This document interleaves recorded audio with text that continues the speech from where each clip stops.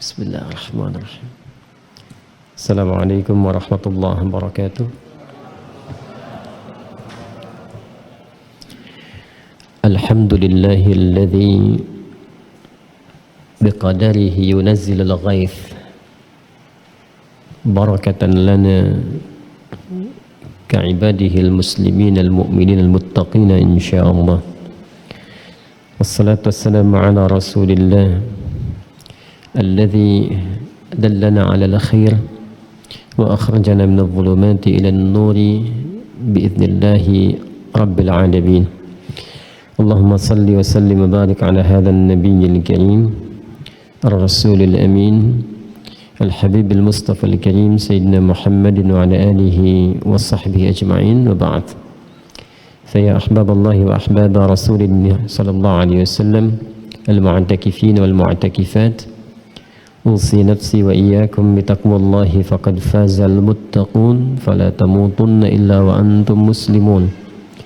فقال تعالى: يا أيها الذين آمنوا اتقوا الله حق تقاته ولا تموتن إلا وأنتم مسلمون. Hadirin sekalian jamaah i'tikaf yang semoga kita semua tanpa kecuali dimuliakan oleh Allah Subhanahu wa taala, dicurahkan rahmat dan ampunan setidaknya sampai di malam Ramadan ini.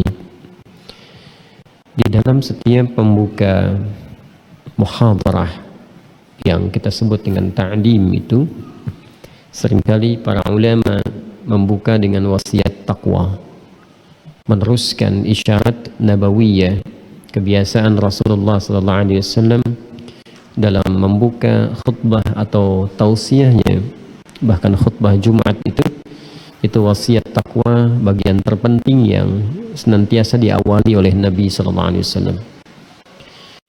Dan inti takwa ini di awal jumpa i'tikaf kita telah saya terangkan apa manfaatnya meningkatkan takwa itu, dan rumus takwa secara cepat pun telah kita gali. Jadi kalau kita mau kembalikan ke esensi hidup kita, simpulnya itu cuma itu. Kalau kita mampu meningkatkan takwa, insya Allah semua akses kemudahan hidup itu bisa diraih. Semua akses kemudahan hidup. Karena kalau kita keluarkan lafaz dan derivasi kata takwa di dalam Al-Quran, dari 115 kali setidaknya disebutkan dalam Al-Quran, itu diantaranya menunjukkan kepada kemudahan-kemudahan dalam berkehidupan. Pernah saya singgung di awal kajian i'tikaf kita, misal di Quran surah ke-65 At-Talaq, di akhir ayat kedua itu sampai ke awal ayat ketiga, bahkan nanti diteruskan ke ayat selanjutnya, kurang lebih ditemukan 4 keutamaan di situ. Dibuka dengan kalimat wa may yattaqillaha yaj'al lahu makhraja. Masih ingat? Kalau Anda bertanya, kenapa ya Rasulullah kita harus meningkatkan takwa? Maka dijawab oleh Nabi dengan menyampaikan janji Allah Subhanahu wa taala. Wa may yattaqillaha, dan siapapun itu menggunakan man ya. Jadi saya rinci, kemarin kan kita belajar alladzina ya. Alladzina itu ismun mausul konjungsi yang mencakup semua kalangan, holistik, sifatnya luas, baik laki-laki, perempuan, tua, muda, besar, kecil, itu semua tercakup dengan kata alladzina. Disebutkan 1080 kali dalam Al-Quran. Jadi kalau sudah pakai alladzina, itu sudah mencakup mau laki-laki mau perempuan. Jelas ya? Ya ayyuhalladzina amanu misalnya, semua yang punya iman, itu tidak usah dibedakan lagi gendernya, karena laki-laki perempuan masuk di situ. Jelas ya? Kalau mau dirinci detailnya secara personal, maka dirubah nanti alladzina itu bisa menggunakan kata alladzi, tapi masih umum. Kalau alladzi itu bisa ke manusia yang hidup, bisa juga ke benda mati ya. Dzalika al-misbah alladhi fi yasari milkan li jam'iyati akhyar. Ini lampu ini yang di sebelah kiri saya Dzalikal misbah alladzi, kan? Yang di sebelah kiri saya, kata konjungsi, jadi bisa untuk benda mati. Tapi kalau menunjuk kepada yang hidup saja, spesifik ya, pada umumnya itu dirubah menjadi man. Ya, alladzina bentuknya holistik, komprehensif, luas, jama'. Kalau kita ingin detilkan secara personal, dipersonalisasi, ya, itu dirubah kepada bentuk man. Jadi kalau sudah man, itu artinya sifat kalimat informasinya bentuknya personal. Jadi kalau di Al-Quran atau di hadis Nabi SAW ada yang dibuka dengan kata man, berarti ayat yang disampaikan itu Allah menyampaikannya secara personal kepada kita setiap hamba. Maka sering ulama mengatakan kalau sedang baca Al-Quran, posisikan bukan sekedar bacaan, tapi posisikan sebagai informasi langsung yang Allah tujukan memang untuk kita. Karena itu setiap kalimatnya disebut surat. Jadi rasakan seakan-akan memang kita sedang menerima surat dari Allah. Ya. Dan Bapak Ibu kalau misalnya menerima informasi surat misalnya, antum saya kalau kirim pesan, terima surat dari saya, seneng nggak? Yang ikhwan aja, akhwat nggak usah. Ya kan? Saya kirim kabar, apalagi kalau panjang saya cerita ya, senang. Nah ini Allah firmankan, kirimkan surat untuk kita, dan itu disampaikan secara personal. Jadi kalau sedang baca Quran ketemu kata man misalnya yang sifatnya informatif, rasakan memang itu untuk kita secara personal, sehingga nanti rasa kepedulian, perhatian yang dalam dan kesungguhan untuk mengamalkan informasi yang tertuang di ayat itu menjadi optimal. Jadi kalau kita ngajinya balik ke Quran surah 65 tadi At-Talaq, di akhir ayat kedua, wa may yattaqillaha, dan siapapun, saya suka menghindari terjemahan barang siapa, karena saya juga nggak tahu itu barang punya siapa gitu. Ya, saya lebih senang menerjemahkan dengan siapapun. Tapi kalau kita baca, posisikan untuk kita. Jadi Allah itu men-challenge kita. Kamu mau nggak masuk dari bagian ini gitu? Ya, siapapun yang mampu meningkatkan takwanya, dan fiilnya mudhari lah. Mudhari itu ada progresivitas di situ. Ya, terus gitu, keberlangsungan, keberlanjutan, kontinuitas. Kalau di bahasa Inggris itu sering saya ilustrasikan dengan present, continuous, and future. Ya? Sekarang terus berlangsung sampai kapanpun. Wa may yattaqillah, dan siapapun, nah itu personal sifatnya. Tinggal sekarang tawaran ini mau diambil nggak? Ini persis hidayah nih. Ya, saya kurang sependapat kalau ada yang mengatakan dia belum dapat hidayah. Menurut kami kalimatnya kurang lengkap. Karena hidayah itu ditebar seperti sinyal. Tinggal kita mau mengambilnya atau tidak. Ya, kemarin kan kita ilustrasikan kalau sedang nelpon sinyalnya itu lemah, biasanya kan nyari sinyal kan sampai keluar itu. Nah, sifat hidayah itu begitu ditebarkan oleh Allah, tinggal mau ngambil atau tidak. Itu rumusnya ada di Quran surah ke-29 Al-Ankabut ayat terakhir, ayat 69. Walladzina jahadu fina lanahdiyannahum subulana. Walladzina jahadu fina, orang-orang yang mau mengakses sinyal hidayah dari kami. Jadi artinya apa? Allah memang sudah bentangkan seluas-luasnya, tinggal mau diambil atau tidak. Sekarang malah lebih banyak lagi, di share-nya kan udah pakai media sosial gitu kan. Terkadang tidak terasa sensitivitasnya. Anda pulang kerja, sering saya ilustrasikan ini, pulang kerja kok bisa sih lewat masjid gitu, dan keadaannya sedang azan, terus lihat anak kecil tuh berangkat ke masjid, kenapa harus lewat situ? Siapa yang membimbing kita untuk memilih jalan itu? Itu selalu ada itu.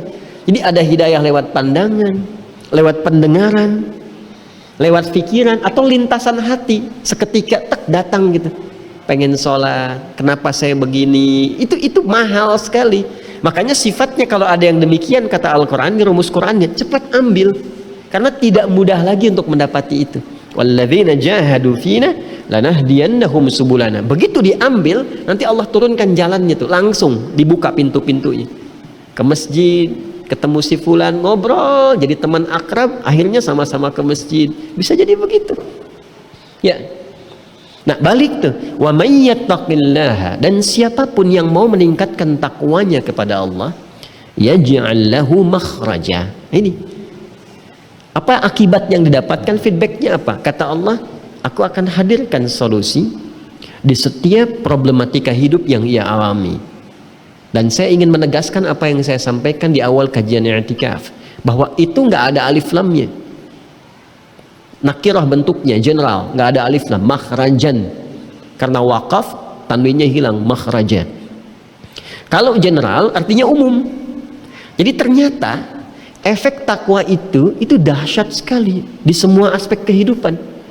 Teori dasarnya begini, setiap ada peluang kesulitan dalam aktivitas kita secara individual, di dalam keluarga, atau bahkan dalam konteks kehidupan sosial, itu kalau semakin kita meningkat persamaannya, semakin meningkat takwanya, semakin solusi itu dimudahkan oleh Allah. Kemudahannya ada.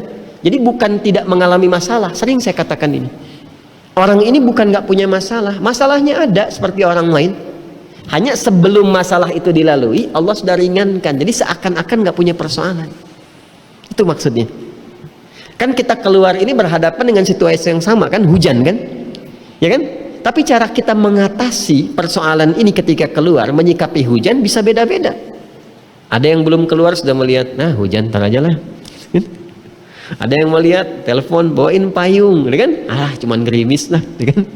Dan seterusnya. Itu berbeda-beda. Nah, mahalnya hidayah Allah itu yang diberikan lewat takwa, itu memberikan ketenangan kepada jiwa, dan ketenangan itu mahal sekali. Kunci persoalan itu kan tenang dulu. Ya, makanya tenang itu mahal. Jiwa yang tenang itu melahirkan aktivitas yang cemerlang. Tulis, bikin status.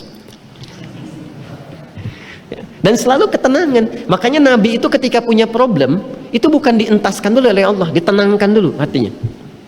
Coba waktu beliau dituduh itu, ditinggalkan oleh Tuhannya, waqad qala rabbuka, bukan qala tapi qala, gitu kan? Kemudian dituduh yang orang yang gila karena bolak-balik naik bukit nunggu wahyu, dan seterusnya.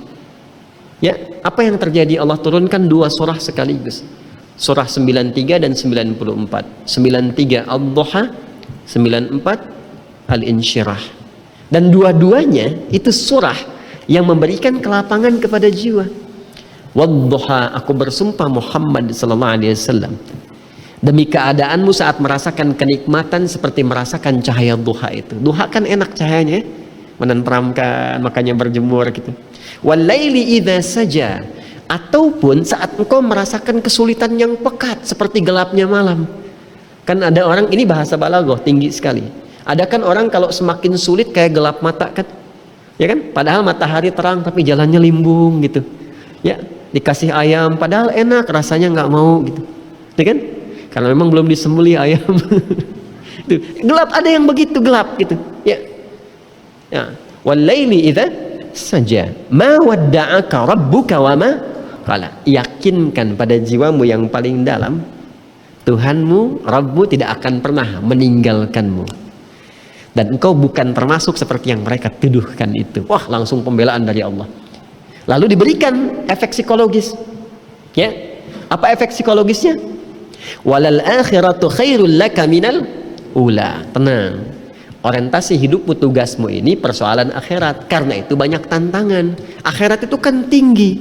Setiap yang tinggi itu tantangannya pun semakin tinggi lagi. Ini kan hukum kehidupan. Pohon kalau semakin naik ke atas semakin tinggi kan terpaan anginnya. Ya, level kehidupan juga begitu. Semakin naik tingkat pendidikannya, semakin tinggi kan ujiannya. Ya, makanya Nabi itu dikuatkannya oleh Allah begitu. Kamu ini proyeksi pekerjaannya tinggi akhirat. Karena itu tantangan begini biasa. Maka oleh Allah tuh diberikan standar dulu dalam menjalani kehidupan. Ya, apa standarnya? Setiap hidup itu pasti akan bersanding dengan tantangan, dengan ujian. Apapun yang mau dikerjakan tuh pasti ada ujiannya. Itu sudah fitrah kehidupan. Jelas ya? Nah, walal akhiratu khairul laka minal ula. Wala sawfa yu'tika rabbuka fatarda. Jalani ini dengan lapang, Begitu engkau sukses menjalaninya, Allah akan limpahkan nikmat nanti sampai kamu merasakan puas. Hei, kalau kamu sulit sekarang, jangan karena satu kesulitan sekarang ini lantas kamu hentikan misimu. Kan dulu juga banyak yang sulit yang telah dilewati. Ini psikologi lagi tuh. Alam yajidka yatiman fa wajadaka dhallan fa hada wajadaka ailan fa. Nah, makanya kalau ada satu persoalan susah di pekerjaan, di kantor misalnya, di rumah tangga ada satu masalah, jangan larut di satu masalah itu sampai berpekan-pekan dipikirin sampai nggak mau makan. Kata Allah, apa kamu nggak ingat dulu ratusan masalah yang kemarin begitu mudah untuk dientaskan? Kan dulu juga punya ribuan masalah. Kenapa? Karena yang satu ini jadi nggak saling sapa. Kenapa? Karena yang satu ini kemudian tidak berkomunikasi. Yang dulu-dulu kan ada bahkan yang lebih besar daripada ini. Nah, itu efek psikologisnya. Baru setelah itu turun surah Al-Insyirah. Alam nashrah laka sadrak wa wada'na anka wizrak. Ya, alladzi anqadha dhahrak. Kalau sudah bisa tenang, jiwa itu sudah melepaskan beban yang terasa di pundak kita itu, lapang. Tinggal wa rafa'na laka dzikrak. Kalau sudah tinggi begitu, sadar, paham, manajemen mengatasi persoalan, sudah fa idza faraghta wa ila rabbika, tinggal ditata tuh aktivitas pekerjaan, dirumuskan. Kalau sudah terumuskan dengan baik, tinggal dilakukan karena sudah paham tentang cara mengentaskan setiap persoalan. Itu indahnya Al-Quran. Jadi tenang itu mahal. Coba kita uji, pilih mana? Kaya tapi gelisah atau miskin tapi tenang? Nggak ada pilihan ketiga, nggak boleh maksa. Saya cuma ingin memastikan aja. Kaya tapi gelisah atau miskin tapi tenang? Ya ya, kaya tapi tenang. Oke. Jadi pengantar kepada solusi itu biasanya Allah lapangkan dulu hatinya. Kalau sudah lapang tuh enak. Karena itu orang-orang takwa itu hal pertama yang Allah berikan pada dirinya ketika meningkatkan takwa bukan dunia, tapi kelapangan hati. Dan itu jangan ditukar dengan dunia karena sifatnya mahal sekali. Makanya kalau ke masjid mintanya jangan minta dunia, minta akhirat. Ketika akhirat diminta, dunia ikut. Minta kemuliaan Allah. Kalau mau hijrah datang ke masjid, yang pertama diberikan tuh pasti kelapangan dulu. Kalau sudah lapang, sudah mengerti, ya sudah paham cara mengelola dunia, baru diberikan. Karena kalau sudah paham itu pasti manfaat. Yang bahaya itu nggak bisa ngelola, maksa dapat, itu celaka nanti. Rumusnya di Quran surah keempat An-Nisa ayat 100, paling kiri itu sebelah bawah, 100 101 ayat 100-nya buka, ayat 101-nya wa idza darabtum fil ardi. Ada ayat 100, wa may yuhajir fi sabilillah yajid fil ardi muraghaman katsira wa sa'ah. Ada wa may yakhruj min baitihi muhajiran ila Allah wa rasulihi thumma yudrikul maut faqad waqa'a ajruhu 'ala Allah. Perhatikan kalimatnya, wa may yuhajir fi sabilillah yajid fil ardi muraghaman katsira wa sa'ah. Itu sudah janji Allah. Siapa yang ingin merubah cara hidupnya, hijrah itu bukan pindah tempat, bukan ikut komunitas atau kelompok tertentu lantas jadi hijrah. Tidak. Hijrah itu secara singkatnya, kalau di hadis Al-Bukhari itu Kitabul Iman, merubah keadaan diri kita, merubah keadaan diri kita mendekati bimbingan yang telah Allah dan Rasulnya tunjukkan. Itu hijrah namanya. Merubah keadaan diri kita mendekati pada bimbingan yang telah Allah dan Rasulnya tunjukkan. Itu hijrah namanya. Nah, caranya itu lewat takwa. Caranya lewat apa? Takwa. Makanya di Quran itu konsepsi takwa itu banyak sekali. Nanti kalau sudah dapat takwanya, banyak melimpah. Yang tadi, "Wa may yattaqillaha yaj'al lahu makhraja wa yarzuqhu min haitsu la yahtasib." Itu rezeki datang. Wattaqullaha la'allakum tuflihun. Tingkatkan takwamu kepada Allah, maka engkau akan cenderung mendapatkan kebahagiaan hidup. Ternyata bahagia itu kuncinya apa? takwa. Al-Baqarah 189. Wattaqullaha wa yu'allimukumullah. Tingkatkan takwamu kepada Allah, maka engkau akan semakin cerdas. Ternyata pembuka kecerdasan itu apa? Takwa. Al-Baqarah di akhir ayat 282. Nah, kita telah mengetahui di pertemuan lalu cara meningkatkan takwa itu simpulnya dengan apa? Masih ingat? Ibadah, amal soleh. Ya, jadi takwa tengah-tengahnya amal soleh, pembukanya iman. Iman itu yang mengantarkan perbuatan jadi amal soleh. Ingat terus rumus ini ya, karena ini rumus kehidupan. Saya ulang ya, ingat betul rumus ini, karena ini rumus kehidupan. Kita sebagai insan beriman tidak akan lepas dari keterkaitan tiga hal ini. Saya tuliskan ya, supaya mudah untuk dipahami.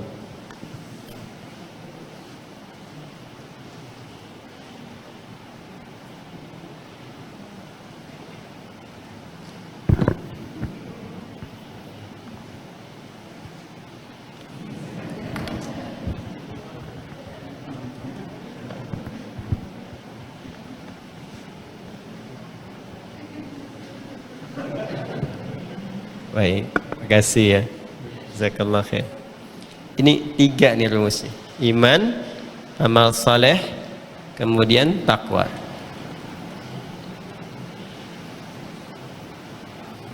Saya melihat wajah-wajah baru, jadi saya ingin tegaskan dulu ya, supaya ada ketersambungan. Karena kajian kita itu terkorelasi dari sejak jumpa pertama kita. Inti hidup kita tuh di sini nih. Ini. Inti hidup kita ini.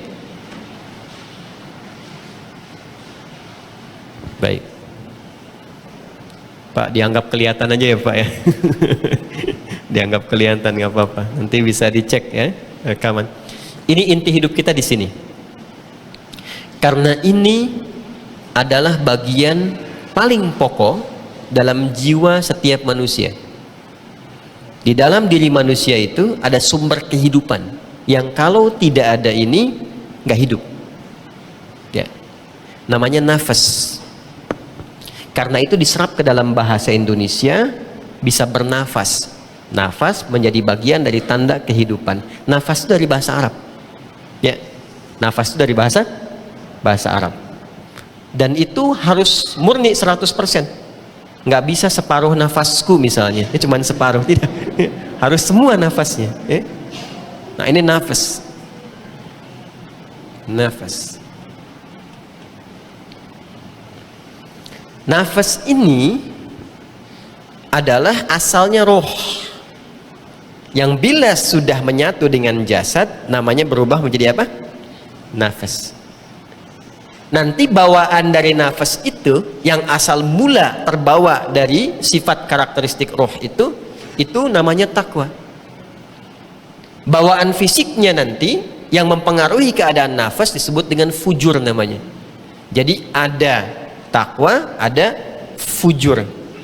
Itu ditemukan di Quran surah 91 ayat 7 sampai 10. Geser ke sini, ada fujur.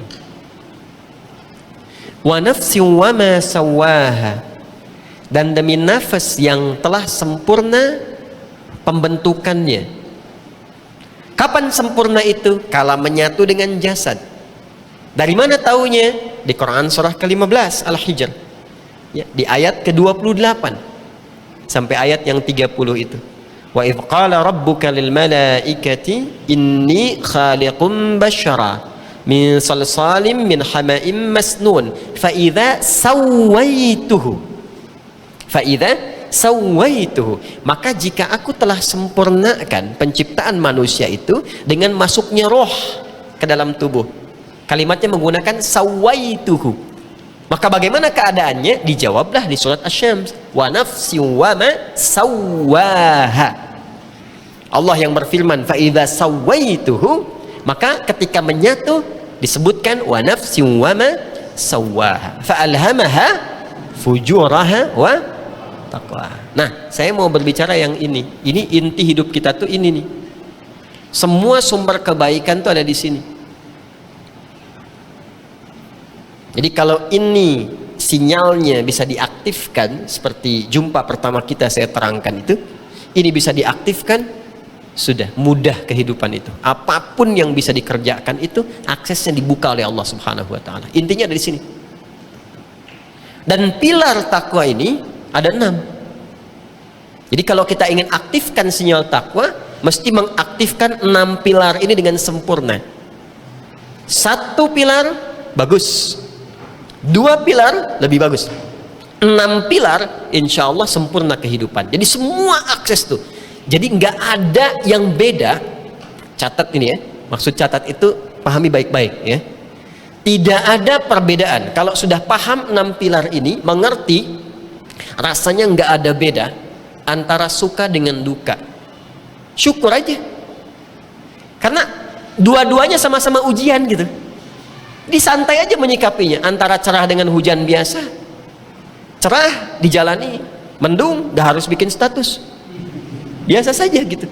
Makanya kata Nabi, komen pertama Nabi menyikapi yang paham ini, ajaban ri amril mu'min. Ajaban, sungguh mengagumkan kata Nabi perkara insan beriman itu. Kapan mengagumkannya?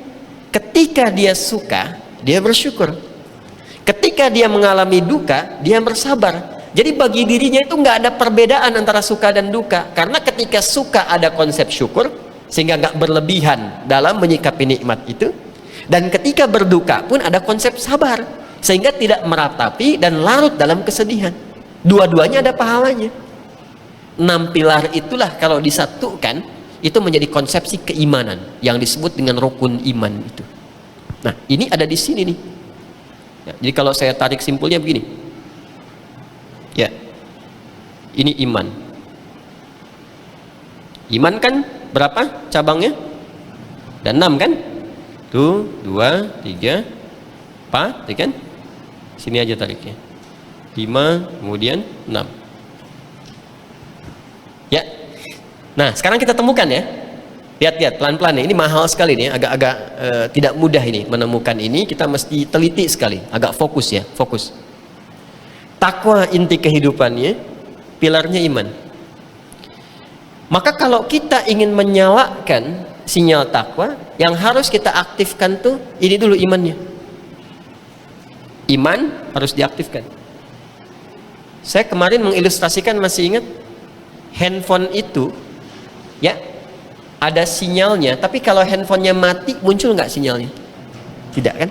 Maka kalau Anda ingin mengecek konektivitas di handphone itu, apakah terkoneksi atau tidak, nyalakan dulu handphonenya. Lah kan? Baik. Setelah dinyalakan, ilustrasinya ini nyala nih imannya nih. Apakah akan langsung kemudian kita bisa memanfaatkan sinyal? Bisa nggak handphonenya dinyalakan, nyala di handphone, tapi disimpan saja begitu saja? Nyambung nggak ke sosok yang mau kita hubungi? Bisa nggak kirim pesan? Tidak kan? Maka handphone itu mesti diaktifkan, dinyalakan dulu, lantas digunakan fitur yang ada di dalamnya. Anda mau ngapain? Mau nelpon, pijit nomornya. Mau kirim pesan, silakan ketik pesan, kirimkan. Mau akses berita, tinggal buka. Berarti aktivasi handphone itu tetap menuntut, nah ini dia, interaksi kita yang menandakan bahwa manfaat handphone itu bisa digunakan. Jadi harus ada interaksinya kan? Dalam bahasa Arab, interaksi itu disebut dengan amal namanya. Kemarin kan belum sempat saya tuliskan tuh. Nah, amal ini bila disupport oleh iman, maka dia punya sifat. Iman ini akan menjadikan setiap amal menjadi soleh. Maka muncullah di sini istilah apa? Amal soleh. Karena itu jangan heran kalau di Al-Quran seringkali amal soleh berdampingan dengan iman. Wal 'asr innal insana lafi khusr illa alladzina amanu wa 'amilus soleh. Dari sinilah muncul rumus seperti di atas. Lihat ini, kembali ke awal. Iman plus amal soleh plus takwa. Jadi kalau kita mampu mengoptimalkan 3 rumus cepat ini dalam kehidupan apapun itu Allah akan buka semua akses kemudahan. Maka segala yang dijanjikan tadi, solusi dari semua persoalan kehidupan, kebahagiaan, kesuksesan, lompatan pengetahuan, bahkan ya, ini yang paling menarik nih, ampunan dosa, perbaikan karakter, dirubah menjadi orang baik. Jadi semua hal yang ideal itu dalam berkehidupan itu bisa dicakup ketika tercapainya ini tujuan takwa ini. Rumusnya 3 ini. Selama hidup yang dibutuhkan oleh kita itu cuma ini, optimalisasi ini, apapun profesinya.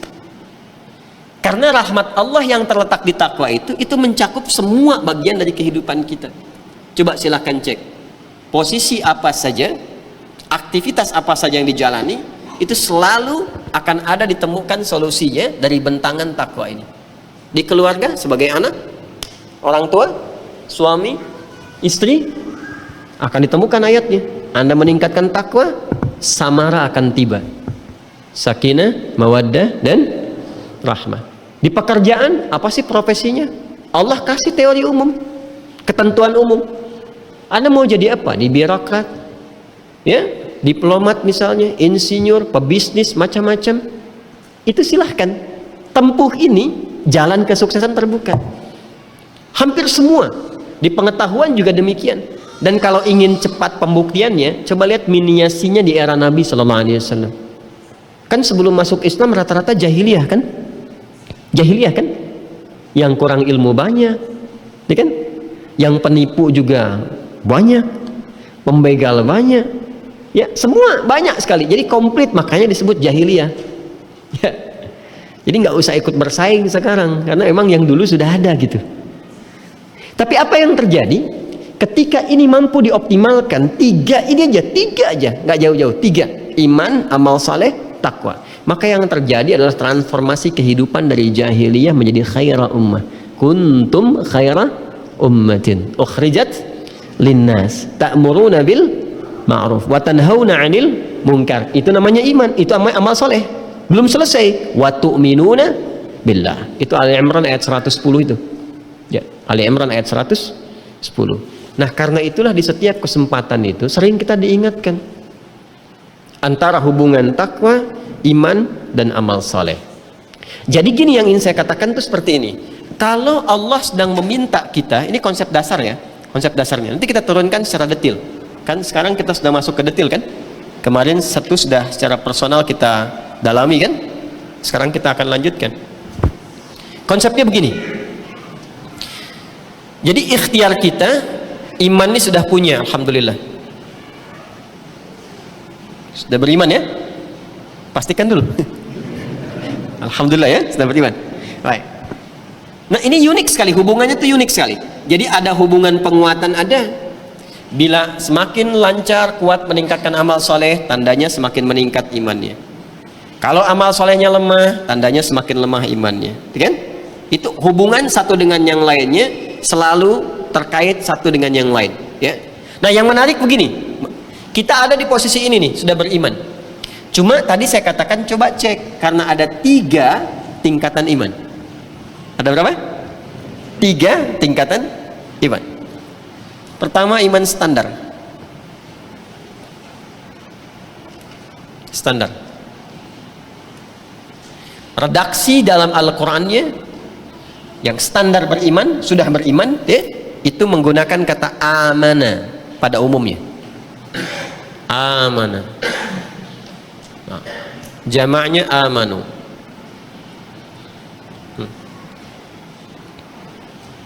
Nah, ya? Nah, biasanya digunakan dalam bentuk umum untuk mencakup semua yang telah beriman. Standarnya standar iman.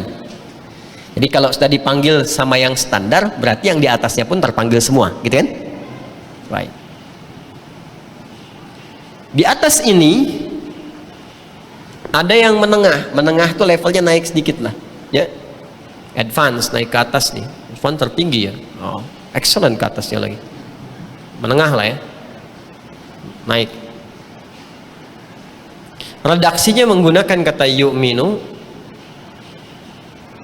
jamaknya yu'minun.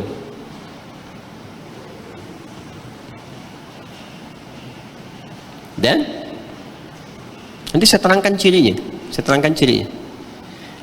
Malam ini ilmunya agak mahal sekali. Jadi seperti kita mendalami sesuatu, tapi nanti kita akan melihat bagaimana manfaatnya dalam kehidupan. Ya. Ini jarang diurai. Jadi kalau kita baca kitab tafsir pun biasanya keterangannya datar saja gitu, literasinya tuh. Ya, tekstual menyampaikan begini-begini. Saya coba permudahkan lewat rumusan supaya gampang dipahami. Level tertingginya berubah nanti jadi isim fa'il. Kata benda menunjuk pada subjek. Mukmin jamaknya mukminun. Nah, ini. Amana jamaknya amanu. Yu'minu jamaknya yu'minun. Mukmin jamaknya mukminun. Jelas? Nanti kita akan lihat ada di level mana kita ini. Contohnya gini sederhananya. Dan nanti ini implikasinya kepada takwa dan kenikmatan hidup ini sama dengan semua rumus ini sama dengan kesempurnaan hidup. Saya tuliskan nikmat sajalah. Nikmat berkehidupan. Ini akan sangat berpengaruh kepada anugerah yang Allah berikan kepada kita dalam berkehidupan, dan akan terukur lewat 3 tingkatan ini. Ilustrasinya begini. Kalau yang amana ini, amanu, masih standar. Biasanya kaitan dengan amal solehnya, cara mengujinya lewat amal soleh. Ketika kewajiban itu berlaku waktunya, maka di situ dia mulai mengerjakannya. Contoh, besok subuh jam berapa? 4.35, 4.37. Terjadi perbedaan pendapat tentang waktu sholat subuh. Hati-hati, berpengaruh kepada dimulainya puasa. Kita ambil 4.35 lah ya. 4.35 ya, tengahan. Oke. 4.35 waktu Indonesia, bagian Bekasi. WIB. 4.35. Allahu Akbar, Allahu Akbar. 4.35. Saat azan berkumandang, tiba waktunya, dipanggil, baru respon. Sudah azan nih, siap-siap, langsung siap. Nah, itu levelnya standar. Ingat itu ya. Jadi kalau azan Allahu Akbar, Allahu Akbar, azan, siap-siap, siap. Nah, itu berarti imannya apa? Standar.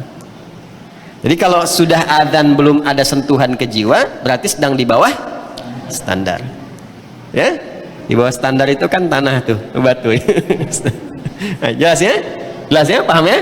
Awas, hati-hati. Karena fitrah insan beriman itu, kalau sudah mendengar itu ada getaran pada jiwanya, ada getaran. Yuk, teruskan dulu, pelan-pelan. Yu'minun, levelnya sudah konsisten, sudah menyiapkan. Jadi misalnya subuh 4.35, dia sudah menyiapkan dari 4.30 atau 4.25. Ya, tahajud sedikit atau enggak tahajud, cuman persiapan sudah ada. Nah, itu standar itu. Terus ada kontinuitas, tertata aktivitasnya, mulai tertata. Karena itu turunannya ketika menggunakan yuk, kesananya yuk juga. Alladzina yu'minuna bil ghaib wa yuqimunas shalah, dan wa mimma razaqnahum yunfiqun. Jelas ya? Nah, itu semua kalimatnya serupa tuh. Yuk pakai yuk. Udah mulai ada konsistensi di atas standar. Jelas sampai sini? Oke, teruskan. Ini sampai sini saja. Allah sudah berkenan menurunkan percikan dari takwa berupa kebahagiaan ini dan kesuksesan. Jadi ada bahagia saja disebut dengan fariha. Faraha, ini bahagia saja. Oke? Pemiliknya disebut farah, atau laki-lakinya sifatnya disebut farhan. Kalau ada yang namanya farhan, yang diharapkan bahagia dalam hidupnya, sekalipun belum tentu sukses. Oke? Nah, ada sukses saja, ya sukses saja, itu fauz namanya. Faza yafuzu fauzan. Pemiliknya faiz, faizah kalau perempuan, fauzi, fauzan, dan turunan-turunannya. Ya, faqad faza fauzan azima. Nah, fauz itu artinya sukses. Faiz, fauzan, faizah, orang yang diharapkan sukses dalam berkehidupan, walaupun belum tentu bahagia. Ada yang bahagia, ada. Tapi kalau kita ingin gabungkan keduanya, sukses dan bahagia, maka namanya berubah menjadi falah. Falahun. Falahun. Menggenggam kebahagiaan, kalau digenggam kebahagiaan itu dan tidak ingin dilepas, maka berubah katanya menjadi aflah. Aflah. Aflah.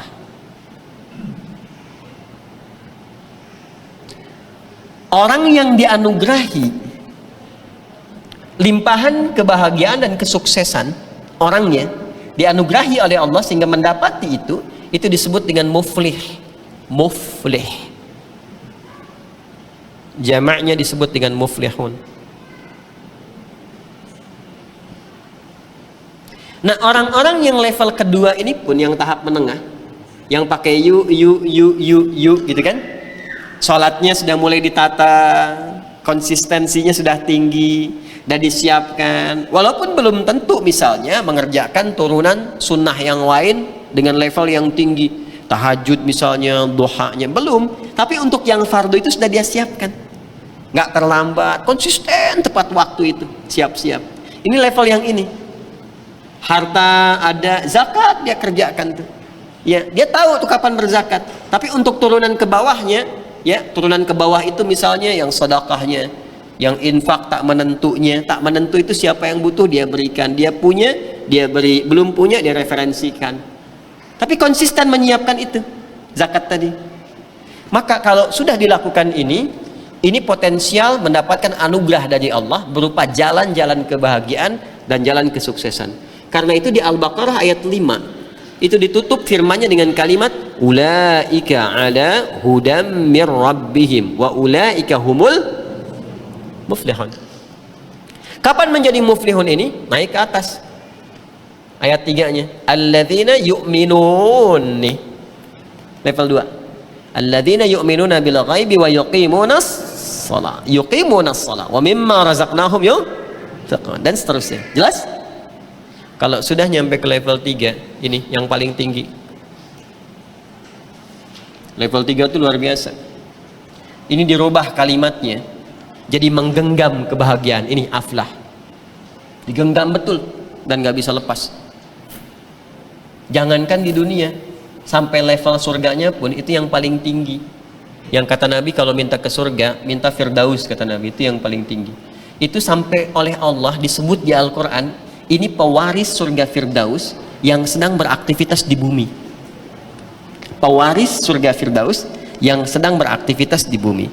Saking tingginya apresiasi pada level yang ketiga ini, diturunkan surahnya dengan namanya, surah ke-23, surah Al-Mu'minun. Coba lihat pembukanya, pakai aflah tuh, qad aflahal mu'minun, dan pakai qad harfu tahqiq yang menjamin. Ya, bagaimana latihannya? Sama, sholat dengan yang ini sholat, dengan yang ini juga sholat, cuman levelnya naik. Setiap sholat pasti khusyuk. Tuh. Kalau ini kan belum bicara khusyuk, yang penting sholat kan. Yang ini yang penting konsisten, yang ini sudah nggak penting lagi, karena yang paling penting itu khusyuk. Makanya ketika sholat bagi yang ini alladzina hum fi sholatihim khasyi'un. Dan semua yang dikerjakan yang penting-penting, karena memang ini orang penting. Di orang penting itu hanya mengerjakan yang penting. Oleh Allah itu sudah dimasukkan pada golongan penting. Makanya pekerjaannya semua penting. Yang tidak penting gak dikerjakan. Karena itu ayatnya berbunyi walladzina hum 'anil lagwi mu'ridun. Mereka tidak pernah hadir di setiap yang tidak penting, ya kan? Canda itu boleh nggak? Penting tidak? Penting ketika canda itu punya nilai. Kalau nggak punya nilai berarti nggak penting. Kan ada hadis tuh 150 canda Nabi, ada. Nabi bercanda juga, tapi candanya penting. Canda yang mengurangi ketegangan, tapi tidak menghadirkan dusta misalnya. Tidak muncul gibahnya, ya. Tetap sejati dengan fitrahnya. Laki-laki tak harus berdandan perempuan atau sebaliknya. Nah, itu bagiannya. Dan turunan yang lainnya. Itu kalau dikerjakan, ayat Qur'annya dahsyat sekali. Ulaika humul warithun alladzina yarithuna al-firdausa hum fiha khalidun. Mereka itu adalah para penghuni surga Firdaus yang sedang berpetualang di bumi.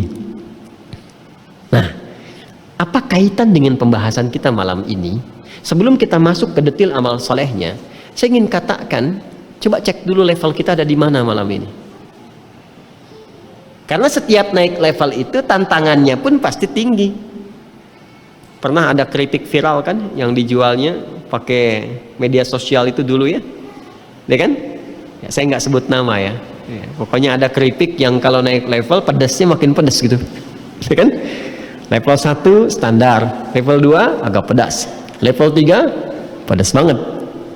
Nah ini kalau pedas itu kan nanti tantangannya kan, kenikmatannya dirasakan setelah muncul pedasnya gitu loh. Gambar ya, paham nggak maksudnya? Kenikmatannya dirasakan setelah muncul pedasnya. Sambal itu udah tahu pedas, ya, tapi kalau dimakan juga gitu kan, ya. Aduh, habis nih nasinya tinggal sambalnya. Habis sambalnya tinggal nasinya, tambah sambal lagi gitu. Ya. Dan itu kan level pedasnya tinggi. Tapi dinikmati juga. Ternyata filosofinya kenikmatan sambal itu terasakan setelah muncul pedasnya. Ya. Nah, ini juga sama nih. Jadi cara memahami hidup itu sederhana, begitu saja gitu. Kalau kita mau naikkan levelnya, kita harus sadar akan menghadapi tantangannya. Dan kenikmatan di level itu bisa dirasakan ketika telah melewati tantangannya. Ya sama saja. Ya, nikmatnya sholat kan setelah selesai.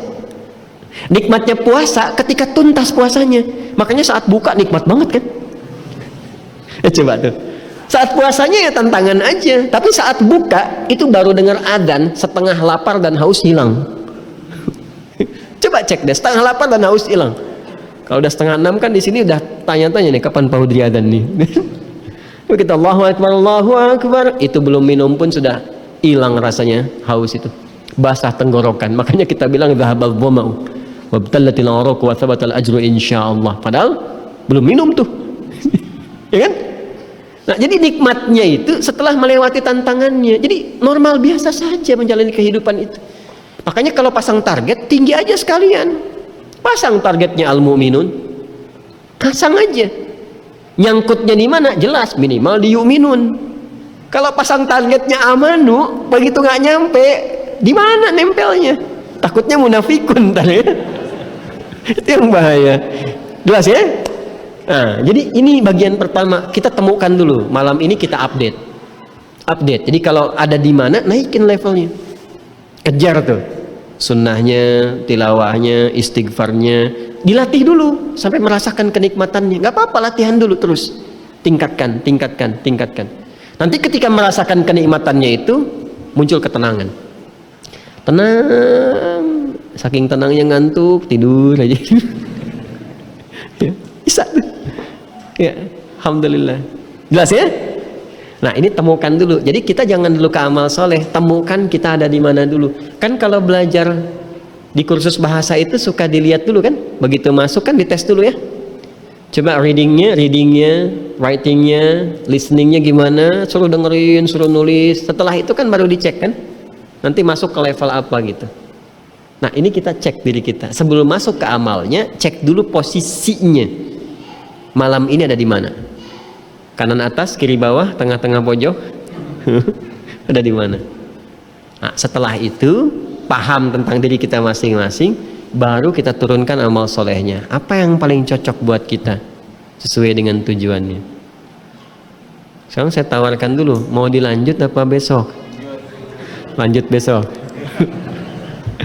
Kayak kita ambil 15 menit lah ya, 15 menit sesingkat-singkatnya ya, sepanjang-panjangnya ya. Oke, lanjut sebentar yuk. Sekarang mari kita petakan amal solehnya. Amal soleh itu dibagi 3 secara umum.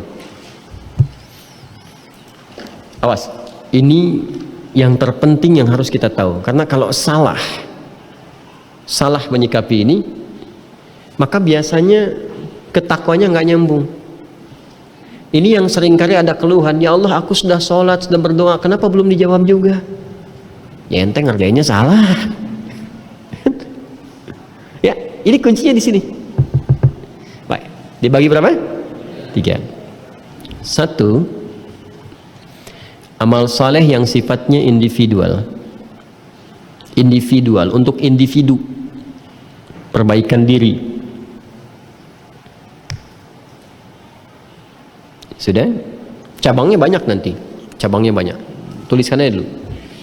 Saya tidak sedang bicara tentang akhirat dunia, bukan ya. Saya sedang bicara tentang klasifikasi amal ini berdasarkan kebutuhan aktivitas kita, itu maksudnya.